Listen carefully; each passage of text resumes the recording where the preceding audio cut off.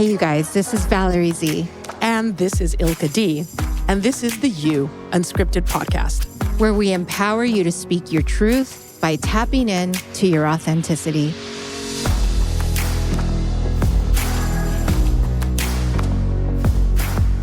Hey, everybody. This is episode 7 of the You Unscripted podcast. I'm Valerie Z. And I'm Ilka D. What's up, everybody? Welcome back. We're excited to bring you this week's topic because, as usual, right, we're always pulling from real life experiences. But, things happen all the time. And one of the things that I think people beat to death in society is that question about communication, right? But Val and I were just having this great conversation about communication styles and really more relevant to personality styles. So we thought that this week's topic could really be that, just kind of what are the different types of personality styles and, what and how to get past those idiosyncrasies, right? Those unique elements of these different styles of people and understanding that different people communicate in different ways and kind of sharing with you guys what's worked for us, what hasn't. But, really, I think touching on a subject that all of us, no matter who you are, no matter where you work, no matter where you live, no matter whether you're alone, whether you're with other people, you interact with others throughout your day. Right, Val? Don't we? Yes. All day. All day. And it's Valerie and I work in different markets, but we have a very similar task, which is we speak to people all day long, like literally the fundamental precept, the fundamental element, the main element of our jobs is to speak to others and to communicate very important information to people and to work with people to help them succeed in whatever it is that they need to speak to us about. So Val, why don't you share with me and with everyone else that's listening, which by the way, hey, shout out to everybody listening. We have followers and we have listeners and we are so stoked because they're coming from all around the world. So thank you everybody for tuning in to us every week. But Val, give us some good examples of some very interesting elements of communication. What are some examples of some interesting communications that you've had with folks? Well, let's first talk about unhealed communication versus healed communication, because there's a big difference, right? Unhealed communication. Yes, there certainly is. I think unhealed communication, like back in the days, I used to communicate and brace myself for a fight because I thought I was going to war, right? So everything was like this, you know what I mean? Like everything was like, F-bombs and B words but not in a work setting. I'm talking about like outside of work settings. But well, but it depends on where you work, right? Everybody, depending on where you work out there, there's a lot of places where that could happen too. So for sure, I understand. Like, having that chip on your shoulder, right? I used to have one. Yeah. But, now though, like the evolved version of me can easily say, hey, I want you to know that I'm feeling a little anxious right now and don't take it personal. It's just, I'm feeling overwhelmed with the noise and the activity that I'm not quite used to.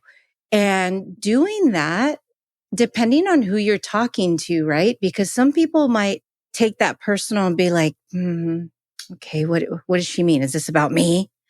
Right? But if you're talking to somebody who tends to have a neutral personality versus a defensive personality, then they might go, oh, okay, I need to give her some space. Just give her some space because it's not about me. She's letting me know that she's feeling overwhelmed. She's letting me know that what she needs right now is just to calm down because she's feeling anxious.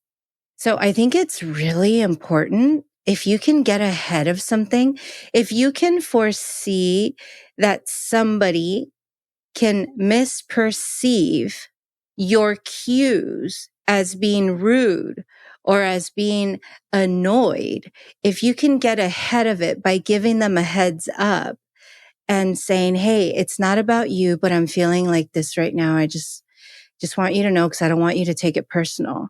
Like that goes such a long way. And that can prevent a fight either with a partner or with a family member or making one of your friends feel uncomfortable. What do you think, Ilka? I mean, okay. So here's the thing, ladies and gentlemen out there in the world's jury. Here's the question, right? Valerie is completely right. But I feel, Val, like there's a mountain to climb in that statement, because to get ahead of it means that we have to have a consciousness about the people around us when we are reacting to something that has nothing to do with them. Like that's a big, big thought process that the majority of adults still haven't fucking figured out. Like, hey, you're at work. The 200 people that work there have no idea what happened at your house last night. They have no idea what happened on the way in this morning. You are just regular, just like them. Everybody walks in. Everyone's got a job, but you're already locked and loaded because for whatever reason, someone cut you off, your chick or your man or your parents or the dogs or whatever is in your life did some shit that pissed you off. You're frustrated. You've had enough. You're driving to work. The traffic sucks. You're late because of somebody else. Like all of these things snowball, and you're literally just getting more and more and more frustrated, more angry, more intolerant, right? More impatient. The snowball effect is taking over. You walk in the door to work. Somebody walks over to you and says, hey, can I talk to you for a minute? And you're already, what? What about? Blah, blah, blah. Like, I think how one handles that, you have to be mature enough, you guys, like literally. And I do really think it's a maturity thing because it's about emotional maturity. And I think Val will be able to touch on that beautifully as we get to other parts of this discussion today. But you have to be mature enough to realize that your problems are no one else's fault, right? We fuck up on the daily, sometimes minute after minute after minute, because we are perhaps not intentionally, but we are projecting our shit on other people. Val, explain to the world, what do I mean by projecting onto other people? So I'm feeling a certain type of way. I'm going to give you guys an example. I'm feeling a certain type of way, and it's just creating this animosity inside of me. Well, what am I going to do? I'm going to accuse somebody else of being or giving me animosity. And they're going to be like, what the fuck are you talking about? But in accusing them, I am taking that animosity that's in here and I'm giving it to them so that they can reflect it back to me. And then I can blame them. And then it's like this like tumbleweed of shit that's being thrown around now. Right. So, I mean, come on, you guys, we all recognize that as passing the buck, blaming someone else, not taking responsibility or accountability for our own actions, right? You're locked and loaded. You're pissed off for whatever reason. Someone comes over and accidentally pokes the bear. First of all, you look like yourself, a normal human being. Nobody knows on the outside that you've turned into this raging fucking grizzly that is just ready to swipe someone's neck right off their body. And they happen to come over and poke at you for whatever reason. They're asking a valid question or they're being assholes, whatever. But then they get the karma that belongs to someone else because you dish it to them like they're the reason for your disturbance. They're the reason for your bad mood. They're the reason for your hurt feelings. They're the reason why your boyfriend cheated on you and you found out that over the last year he had been this, that, and the other. Like all of a sudden they become the reason, right? They become the vessel that starts to receive all of your negativity. That is projecting, ladies and gentlemen. And we do it all the time because we can't control and identify what kind of people we are. I'll give you guys an example. There are things called attachment styles, right? Or I'm sure you guys have heard it by like attachment theory. You know, it's connected to researchers like John Bowlby and Mary Ainsworth. Just Google attachment theory or attachment style and read for a second, ladies and gentlemen, because like Val will explain here in a second, we are not all the same. We are human beings. Obviously, we are all acted on by unique influences that start off with our home and the type of people in our home. And so you don't realize that your best friend, your boyfriend, your lover, your parents, your coworkers, everyone has an attachment style. Just because we get along, just because we work together, just because we live together, doesn't always mean that those attachment styles perfectly coincide. There are moments of clash, not intentionally, but circumstantially. And if you don't understand what kind of person you are, you don't really understand how to communicate with someone who is either A, like you, or B, is a different attachment style. And so they understand differently. Val, can you expand for folks what I mean by personality styles, attachment styles? How does that impact a person's personality? In relationships, if you are anxiously attached, which I think I have been in the past, I think I was an anxious attachment style person where I feel like if my partner doesn't text me back right away, I automatically think I did something wrong. I automatically feel like, are they going to break up with me?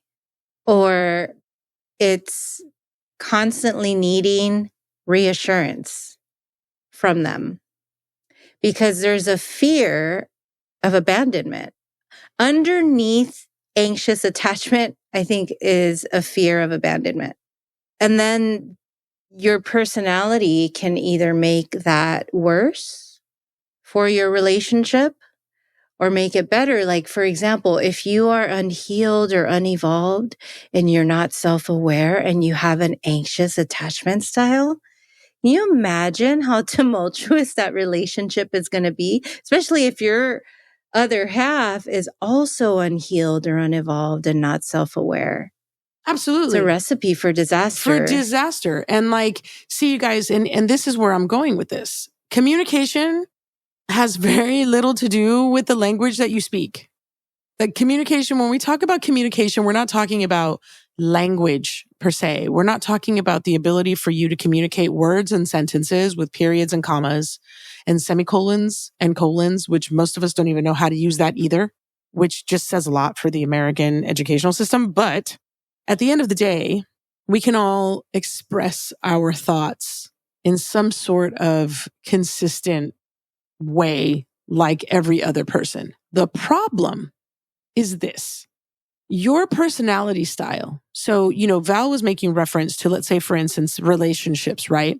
And it doesn't matter whether it's, romantic or business or whatever the case, right? There are different attachment styles. She referred to anxious attachment. These attachment styles are also reflective of your personality. So it's a reflection of the kinds of things that cause effect in your life. Something happens and your type of personality tends to process things a certain way.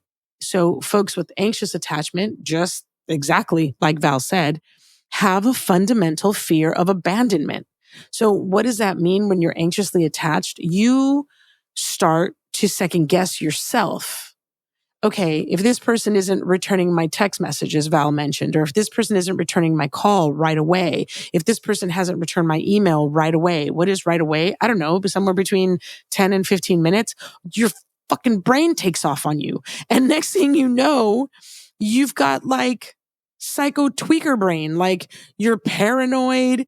You're literally on the level of life and you're making these life assessments about yourself and how other people think about you and how, you're literally way off, man. You like take off like a scary, shaky little chihuahua and either someone's doing it to you on purpose or you're just you remunerate. Like literally, that is one of the worst traits of people with an anxious style is they'll read that message that they sent to you over and over and over and over. They'll literally analyze it 1,000 different ways because they're trying to figure out their mental processing style literally is going to blow itself up if it doesn't figure out why you haven't responded in the last 5 to 15 minutes because it immediately reflects on themselves. I must not be important enough. I must not be this. Maybe you're mad at me. Wait, are you with someone else? Hold on. Do I not know something? Now your paranoia kicks in.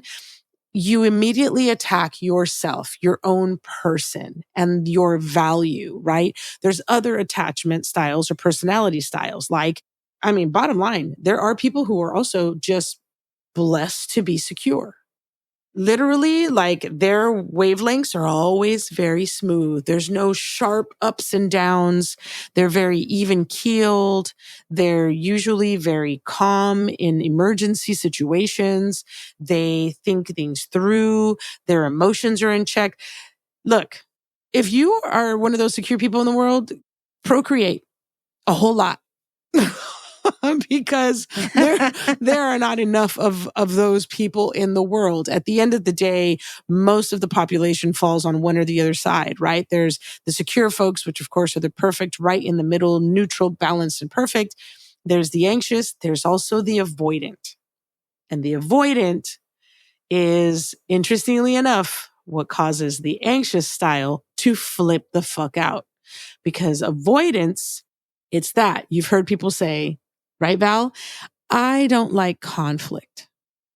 So what the fuck does that mean? You don't like conflict. So I asked you a question and you just fucking disappeared for hours. And I've been waiting half a day for you to get back to me. And like, I'm over here thinking at this point that like, you don't like me because of the perfume that I wore on such and such, whatever last fucking day I saw you. But your problem is not me. Your problem is you. Somebody asked you a question and you thought to yourself as an avoidant, oh shit, did I do something wrong because they're asking me anything? And so you're going to do what every ostrich in the world does is literally stick your head in the sand and disappear. You're not going to get back to me. You're not going to call me. You're not going to email me. I'm literally over here burning in place and you're in la la land because you're like, no, this is just going to be bad for me. So I'm not going to communicate. The distinction in those things, as Valerie is pointing out, is that those different ways of responding to other people are also the different ways that we respond to ourselves. And if we're not aware of what kind of person we are, our communication skills suck. And that's what Valerie was talking about. It leads to situations where things implode, fights happen, people get out of cars, they shoot each other, they beat each other, they slap each other. It's horrible, right? Violence comes 99.9% of the time from a lack of communication. Val, in your experience, because you have also dealt with, of course, supporting a lot of women, what's your perspective of women that have dealt with domestic violence? Do you feel like most of those women, unfortunately, are anxious attached because they know they need to leave, but they're afraid to say something. They're afraid to communicate these situations. What do you think, for instance, in that type of communication is one of the reasons why people stay in those situations? I think it's a combination of things or a multitude of reasons. The first thing that comes to mind is self-worth. I mean, some women stay because they don't think that there's anything better out there, right? Or they grew up in that type of environment. So they think this is how life is. This is how relationships are. So they're programmed for that type of dynamic to be normal in their mind. And so I think that's one reason. Another reason is a lack of self-worth. Like I know I haven't been in a domestic violence situation, but I grew up without realizing that I was worthy of respect. So if I felt that way growing up, I'm sure there's a lot of other women that felt that way as well, meaning they don't feel worthy of respect and maybe of safety, right? Because maybe they grew up in some sort of a violent environment as well. So I think that that could be another reason. And then secondly, I think it's economics. The fact that somebody can be in a very tumultuous relationship and they can't leave because maybe they don't have anywhere to go. Maybe there's children involved. Maybe they're completely financially dependent on this person. I would say those are the top three. And see, and the things that she mentions here, right? Like I asked that question because for those of you listening, some of these topics sometimes people get lost in the sauce. You know, they get lost in a lot of these explanations and these conceptual theories and blah, blah, blah, blah, blah. But like when you break it down and you give a real example, let's say, for instance, like a woman or man who's dealing with domestic violence, communication is lacking in an environment where there is violence in general. Domestic violence is a given. You know, you're unable to communicate and you're using violent acts to be the communication of how someone feels. And that's not okay. And that communication goes both ways. There's the aggressor, the abuser, and there is the abused. And obviously, in most cases, the abused are not talking to anybody. The abused are keeping things quiet. The abused are not communicating. And that is, in some cases, a matter of life or death. You're damned if you do and you're damned if you don't. Like Valerie mentioned, sometimes some people have nowhere to go. So it's not that I don't want to leave this situation. It's not that I don't want better for myself. But if you have nowhere to go, you stay and you tolerate. And let's be honest, there is somewhere to go. It's not ideal.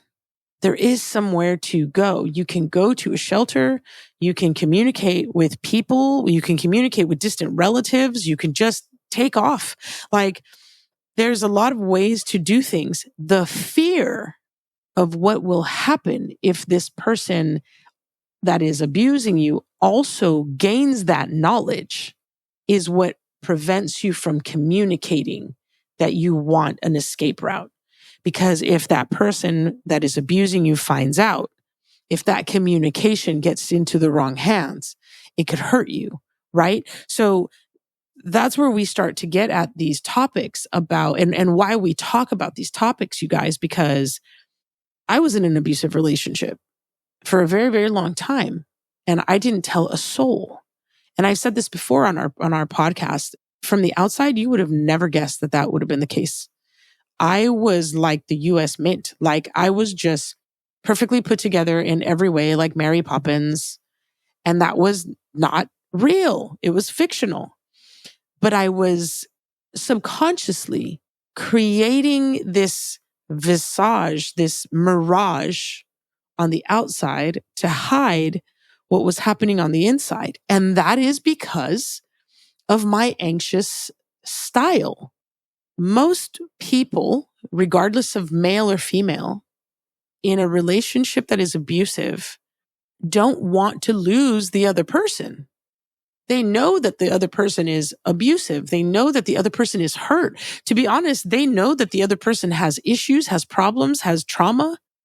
They don't want to lose that person. Let's assume you're in love with that person and that you're in this relationship sufficiently long enough, Val, you can know that you may love someone overnight, but Valerie, does that really mean that you are in love and that you know this person just because you feel the emotion of love instantaneously? I think love takes time.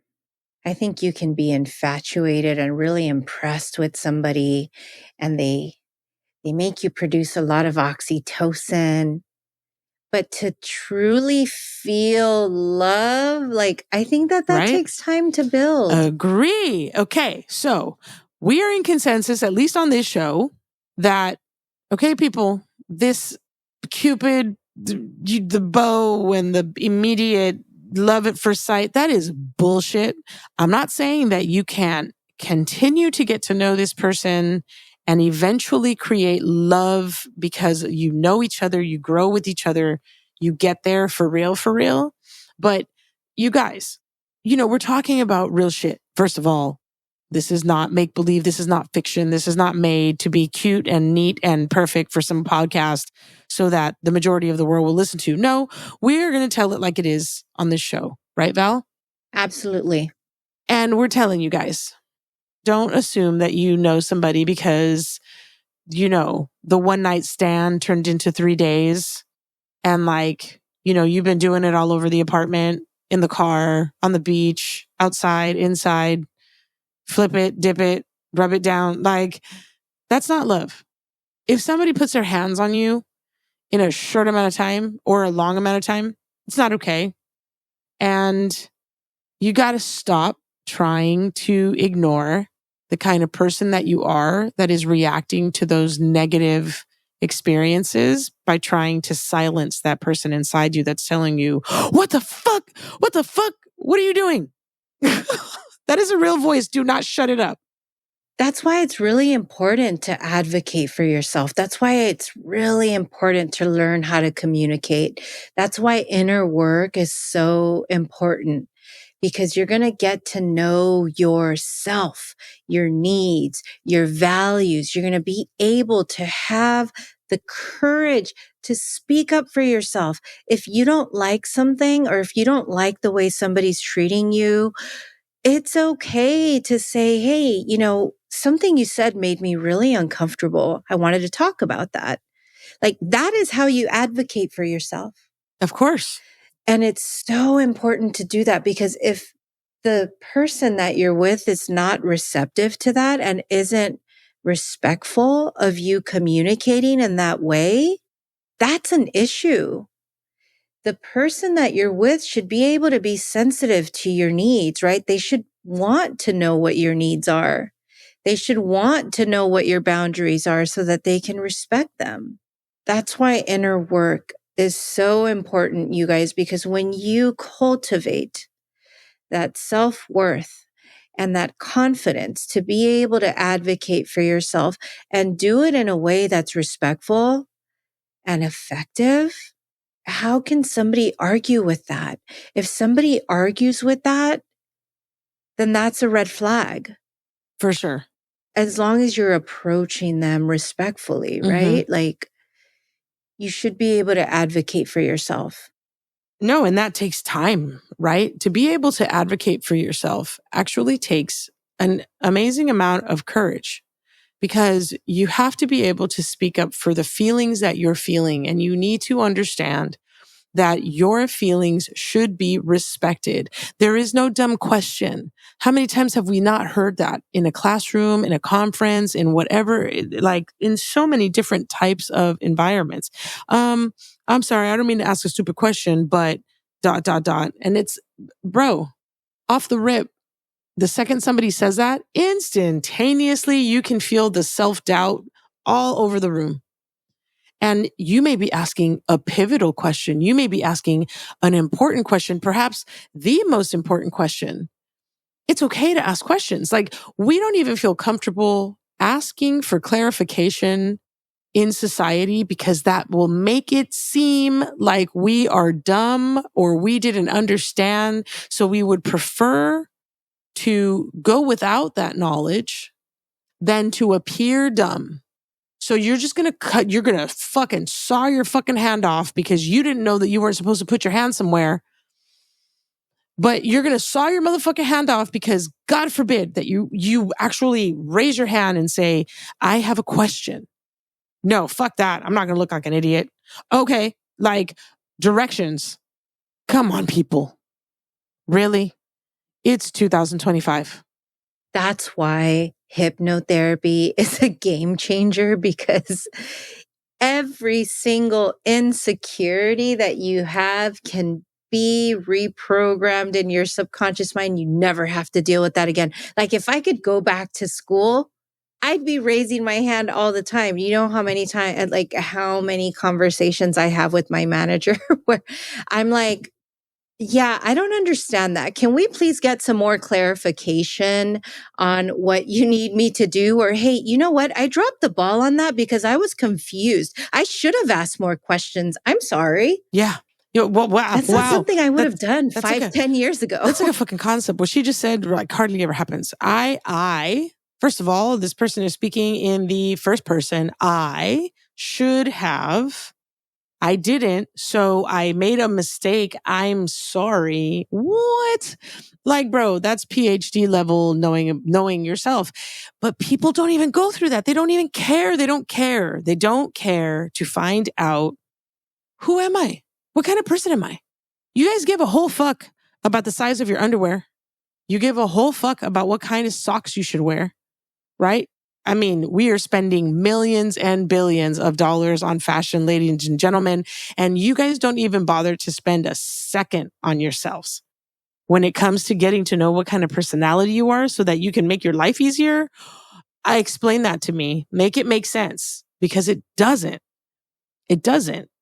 And I'm right there Know with you. yourself deeply. I'm right there with you. Like, I was too busy getting a bunch of degrees and reaching heights and reaching goals and setting goals and blah, blah, blah, blah, blah, blah, blah. Just like everybody else trying to live.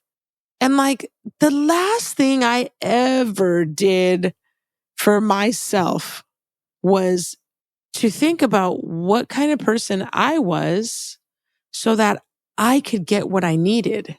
Instead, I was too busy fitting into everybody else's molds, appeasing everybody around me, because my perception of success was, well, if I'm doing everything right, then everybody around me is happy with me.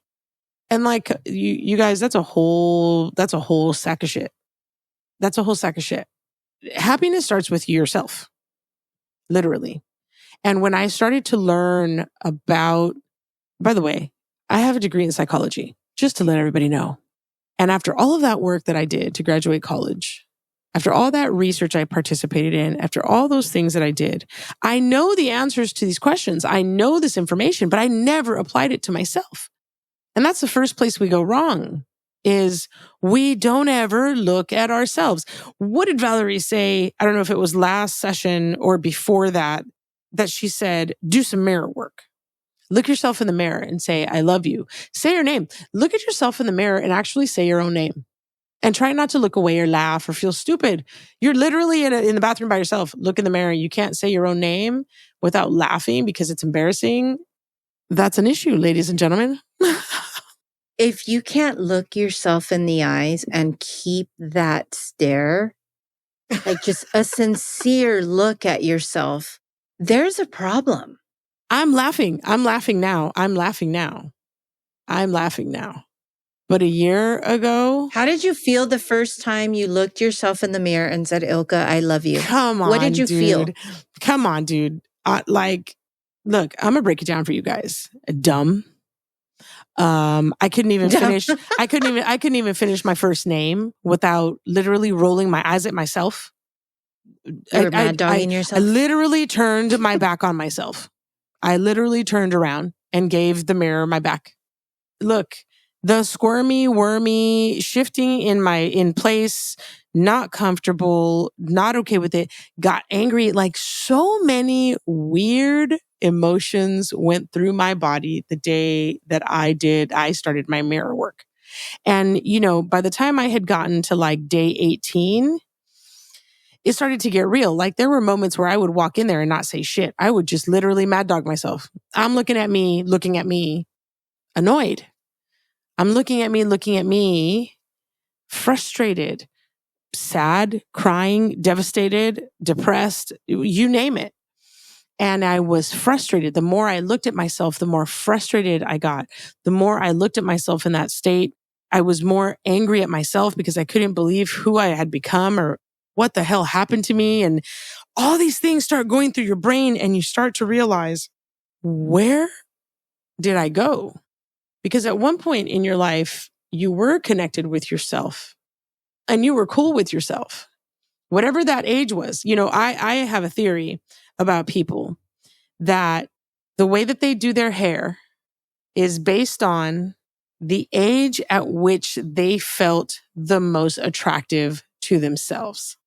And that they will continue to do their hair, do their makeup, and preserve that style of fashion for the rest of their lives.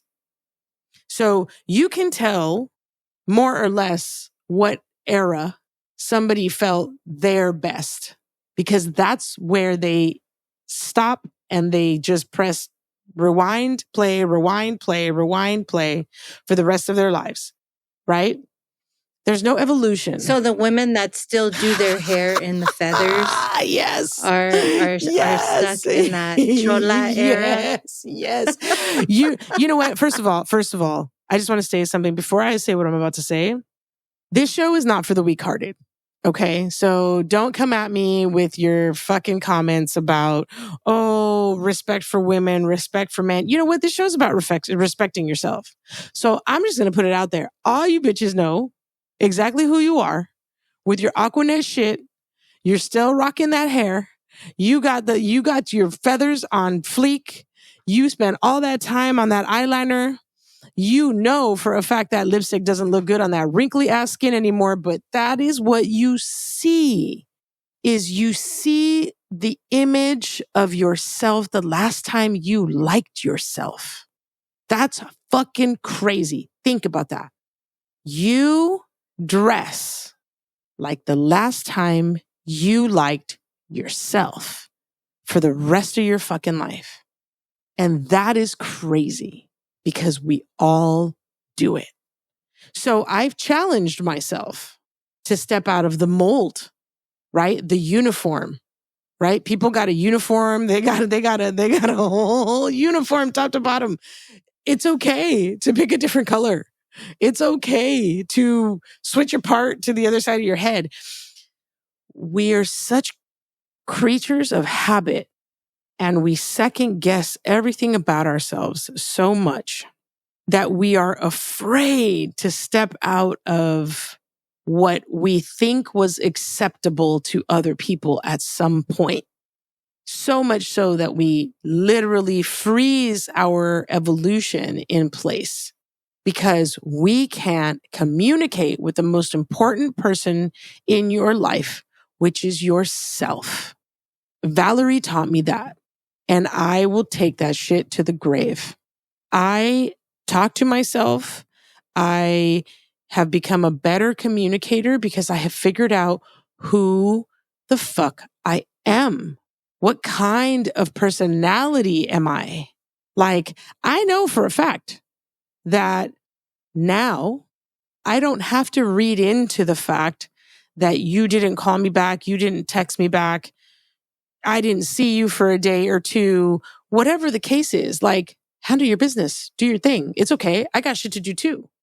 I'm not sitting there remunerating over and over and over and over and over and reading this text message over and over and over. And my mind is racing and there's a million different options running through my head of what it is or why it is or whatever your reason is for not getting back to me immediately or for not calling me or for not.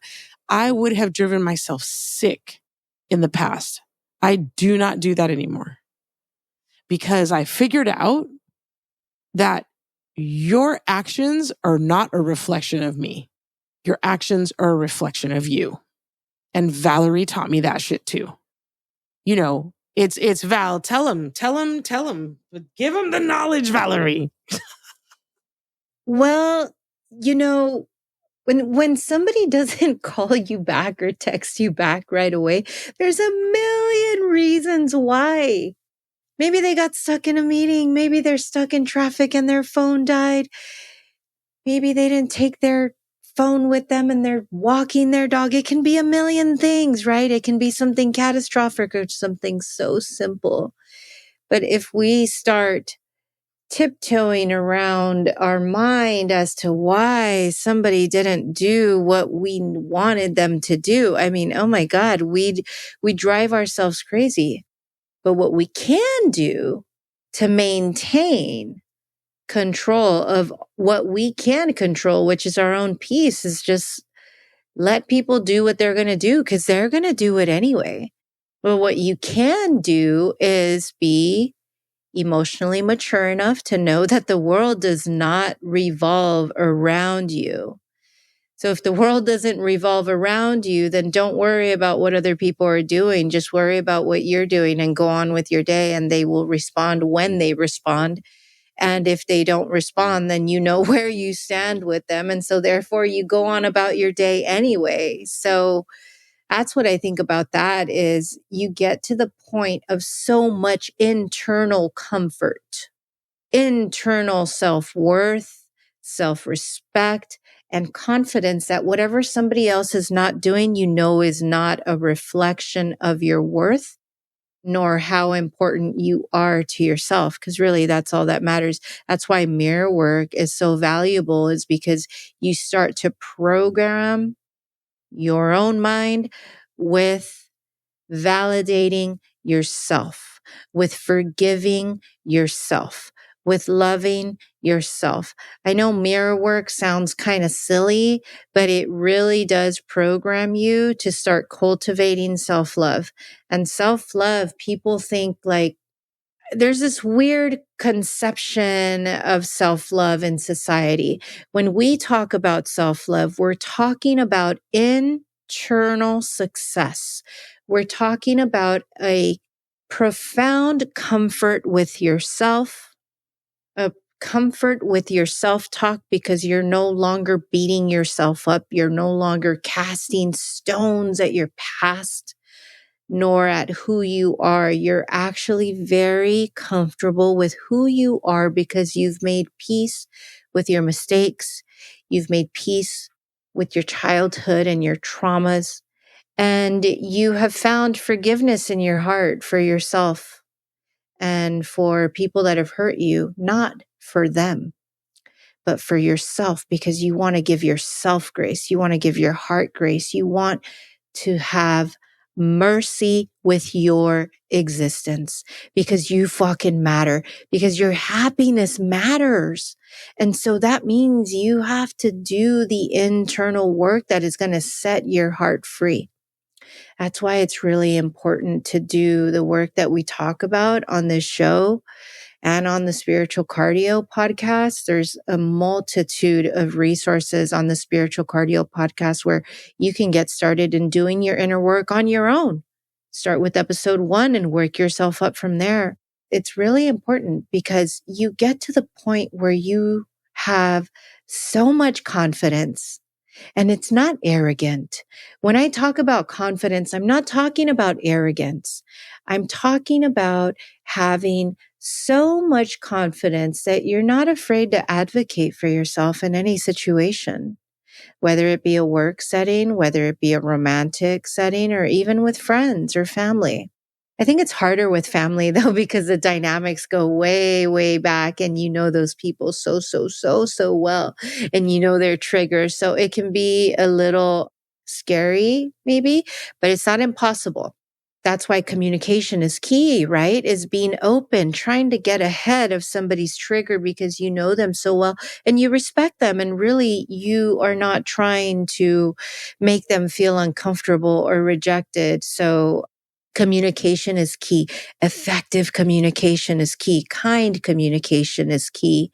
And above all, I think it's when you are so in tune with yourself and you're very in tune with your body and with the fact that you're feeling anxious and anything can trigger you at that moment. If you're able to communicate that with somebody that's closest to you and you know that this can go sideways maybe because you're feeling easily triggered. And if you can communicate that to them and let them know how you're feeling, then that will open up a space for them to go, hey, thanks for letting me know that. I got you.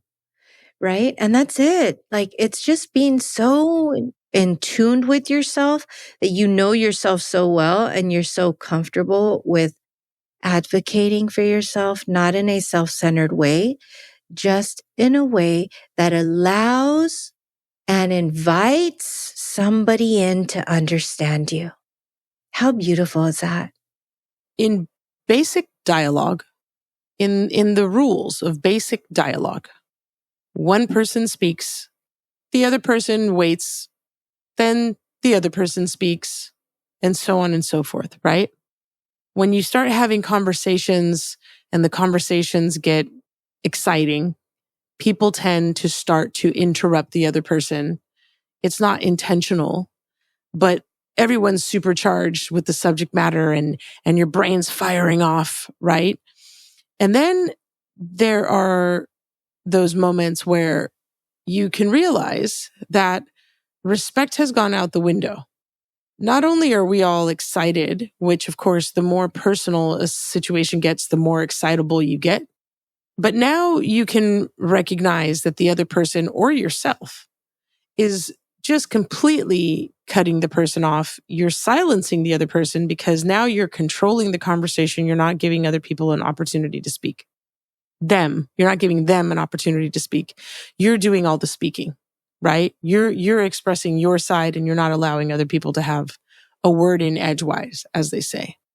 That progression, you guys, is a very clear example of what a person thinks of themselves and what a person thinks of you, depending on what person in that scenario you are. It's no secret that a person that is silencing you does not respect you. It's not a secret. So don't guess. I'm giving you the answer right the fuck now. If you are in a situation where you speak with somebody who continually cuts you off, so much so that you never get to express your side of your thoughts, your feelings, your ideas, that person does not respect you. The next question is, what are you going to do about it? Are you going to do something about it? Right? We've all had examples where you've had a shitty job that you kept because you need to pay the bills. Shitty job, in most cases, is someone in a position above you or a coworker is treating you like shit. And you got to deal with it every time you go to work, right? It's disrespectful. It doesn't make you happy. Sometimes it could be hostile. All of those things are examples of communication. There are ways to communicate your unhappiness. There are ways to communicate. Like, everything is communicatable. The problem is that we make internal choices all the time about what not to communicate because of survival, whether it's financial survival, whether it's literal physical survival, right? We choose our silence based on our mental strategy at that time. But one of the things that you'll notice when you start to learn about yourself is that you're going to learn about others. Because in order to learn about yourself, you have to learn about the external influences of others. And so when I started to learn about what kind of personality I had, I started to better understand where those triggers came from, what those triggers look like, and what kind of action it elicited in me. I've spent my entire life, as an example, in fight or flight. I have been in survival mode my entire existence. It has nothing to do with whether my parents were good parents or bad parents. My parents were great parents. They provided more than enough. I was very well educated from the beginning of my life till this day.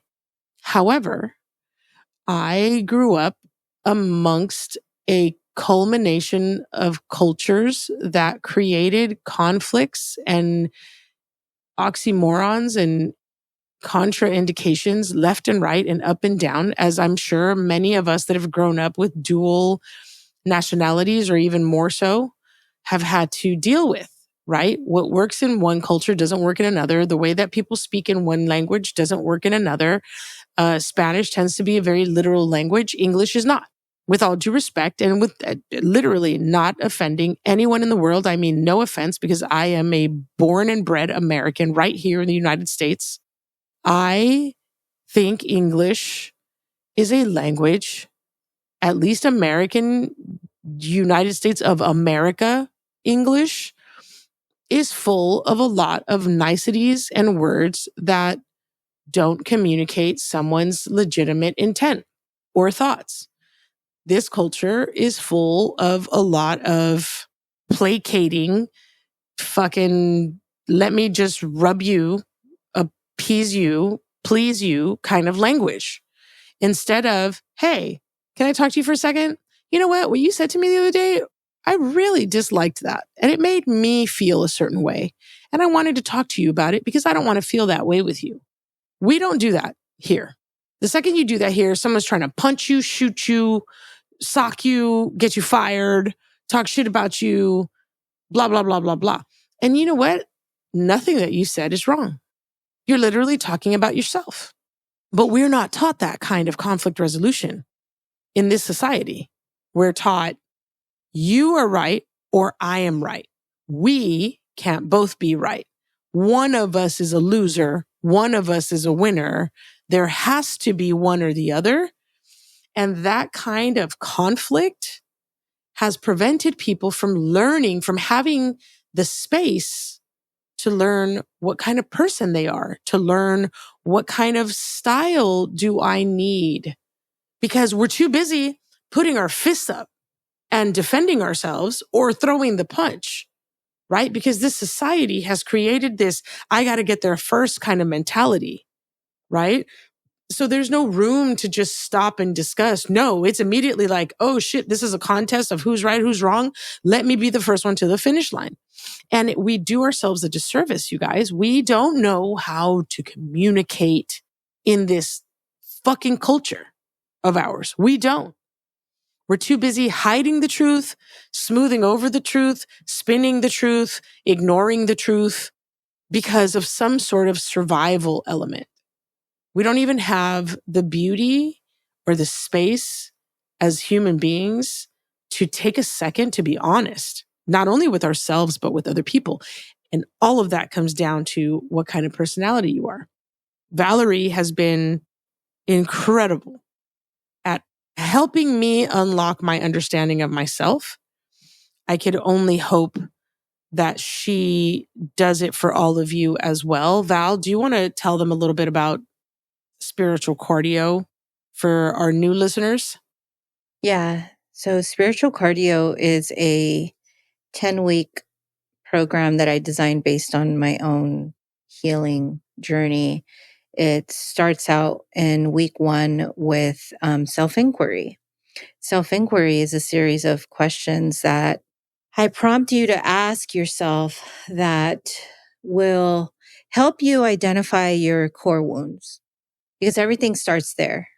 And once you identify what those are, then from there, you move to working towards accepting that those are your core wounds, accepting your story. Because if you cast stones at your story, you're not healing it. You don't heal your story. You don't heal your past by hating it.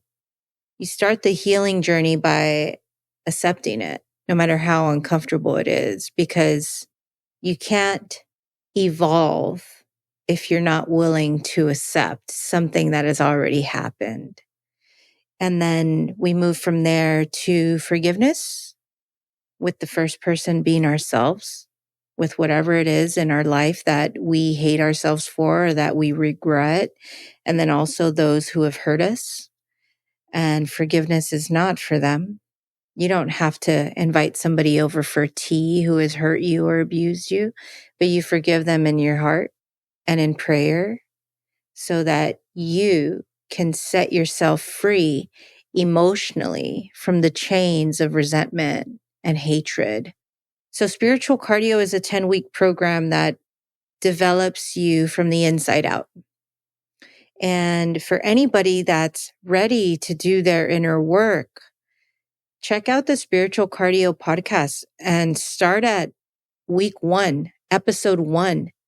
I mean, without any cost, you can get started today by listening to that podcast. All of the content from the coaching program is there.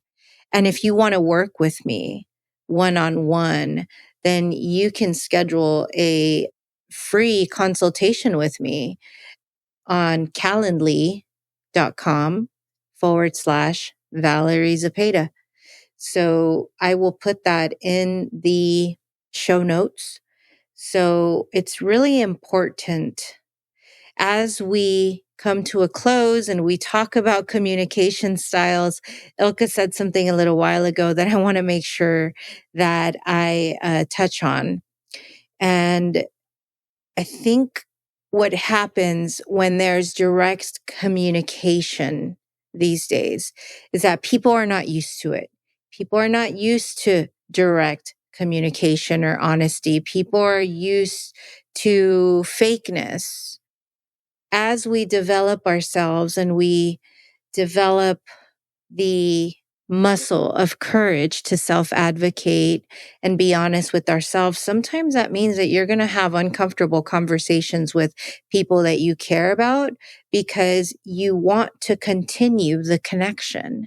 And instead of walking away and ghosting, which I think is an immature thing to do, but that seems to be the thing these days is ghosting, right? But you're going to find yourself having uncomfortable communications with people that matter. And in doing that and advocating for yourself, it's not about you being right and pointing fingers at how somebody hurt you and how they need to do this or that. The goal of effective communication is understanding. The goal of you communicating your needs or how somebody impacted you is so that they understand how their words or actions impact you. Because in understanding, you build a bridge of connection. In understanding, you can build a deeper connection with somebody. Imagine the emotional intimacy if someone deeply understands you. That's a beautiful thing. So it's not about being right or who's wrong or you did this and I did that. It's understanding. Learn to communicate in a way that allows somebody to see your heart, to understand you for who you are, like who you truly are. Vulnerability can be a beautiful thing, and it can really build some beautiful connections if you're willing to do the work on yourself and get comfortable with that vulnerability. And it takes time, but you will get there. You can be a beautiful person on the inside too. Uh, and again, I've probably said this in the past, but I used to be a toxic bitch before. So. Shout out to the toxic bitch. Yeah, so you can develop this like really beautiful internal moral compass. You can do that for yourself. So calendly.com/Valerie Zepeda. You guys, it is okay to question your own actions. It's okay Oh, yeah. to question your own thoughts. It's okay to question your motivations. What's not okay is for you to doubt the validity of your own knowledge about yourself. What's not okay is to doubt the purpose or the respect or the consideration with which you should be treated. So we hope that this week's episode has at least given you some food for thought, hopefully given you some resources you can use. As Val mentioned, if you want to start working with her content right away, you can watch the Spiritual Cardio podcast, listen to the Spiritual Cardio podcasts, and she goes through the content of the program through those different podcast episodes. You guys can essentially start doing your own work at your own pace in that way. But I definitely want to close by thanking everybody yet again for tuning in to listen to us, tuning in to think, tuning in to learn, tuning in to chill with us. And, we're looking forward to expanding some of the elements of the podcast soon, to taking callers, to really starting to connect with you guys. Please, please, please, we say it every week, send us your messages. Send us your stories, unload, go for it. We want to listen. We want to read what's happening to you. We want to be able to talk about what's happening in your life with your situations. We want to be able to anonymously, of course, do that in a way that is a nod to what you guys are going through, because we've been through a whole bunch of shit. And the whole purpose of this podcast, we say it every week, is if we could help any of you survive what you're dealing with, get better at understanding yourselves, and live a better quality of life because you cared about yourself enough to love yourself, then that is literally why we were put on this earth. And we are here for you guys. We're rooting for you guys. We are stepping in place with you. Send us messages. We would love to hear your stories and hopefully be an outlet for some of that angst or struggle that you're dealing with. That was beautiful. Thank you, Ilka. Thank you to the listeners. Thank you to God. What a beautiful episode. This is Valerie Z. This is Ilka D. This is episode 7 of the You Unscripted podcast. We'll talk to you soon.